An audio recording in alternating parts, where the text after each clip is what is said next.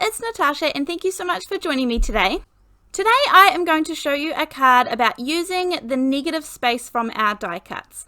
Now often I kind of die cut out something and I think, wow, that's really the background, the negative part is really gorgeous and I'd love to use that. So this is one version of how you can use that today. Now I'm going to start off by creating the background, and for that I'm going to use some mustard seed, salty ocean, spiced marmalade and picked raspberry.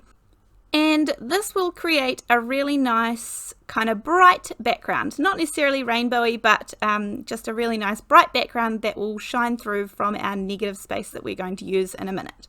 So I'm just popping these down on a non-stick mat. This is actually the replacement mat from the Holtz glass mixed media mat. I don't even own the glass mixed media mat, but I really love the size and the feel and the small compact nature and the price point of this little replacement mat. So this is the one that I use, and you can see I just added some water and then I've blotted this down. I'm using some of the Holtz watercolor paper, which is always my go-to paper, and this then just to bring it back a little bit and to blob up some of those extra little bits, I'm just using a paper towel, and then that is my background complete. So no big effort.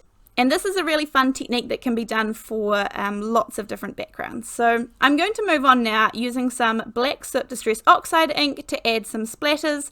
I like adding some of the splatter when I know I'm going to be stamping the sentiment in black and I need to tie everything in. So it's really good to kind of use the colors in multiple places on your card so that everything is a little bit more cohesive at the end. So this just brings the black element into my background as well. Now I'm going to create my negative die cut today. However, you might just have a nice piece that you have die cut out that you really like. For the stem here, I'm going to be using this Pretty Poppy die set from Concord & Knight. I just stole it from there. But go through your stash. These are all different sets of flowers. There's a daisy kind of head and a couple of leaves. I have just cut a little strip of white paper there. This was in my scrap pile ready to go. It was speaking to me that needed to be used today. And then I'm going to cut out these elements from it. But as I said, you might just have been die cutting out some leaves or some flower heads and things and thought that's a really gorgeous background, really gorgeous negative piece there, and that's how you can use it today. Just cut it down into a nice thin strip and we're going to add it to our card. So just for the sake of this video, I am creating my negative space so that you guys can see the process, and you can do this too. I mean, obviously, if you don't already have a piece that you've kind of put aside as a negative, then create your own. From this stamp set here, I'm going to be using the Get Well Soon. I needed one of these cards for a friend of mine, and this is where I'm going to be stamping in the VersaFine Onyx Black ink, which is a pigment ink. And just because I was stamping on the watercolor paper, even though it was the smooth side, I did decide to use my Misty just to make sure I got a really nice deep dark impression there so it stands off all of that gorgeous color.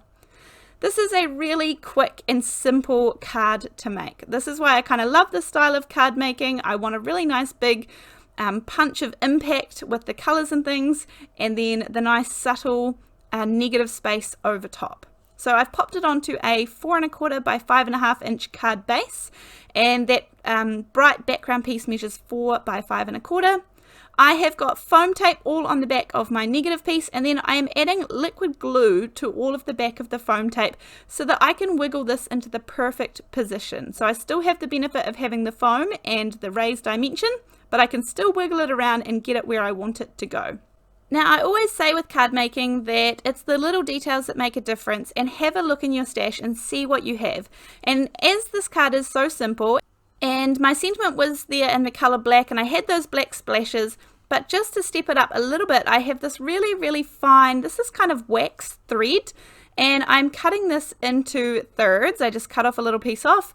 And then just to kind of step it up, one piece, one strand would look really nice, but I really love the look of this really fine waxy thread when you get multiple strands. So I'm just making a really nice tiny little bow there out of 3 strands of this, and this is going to go on my little panel as well. And again, as I said, it's just those little things that kind of step it up a little bit.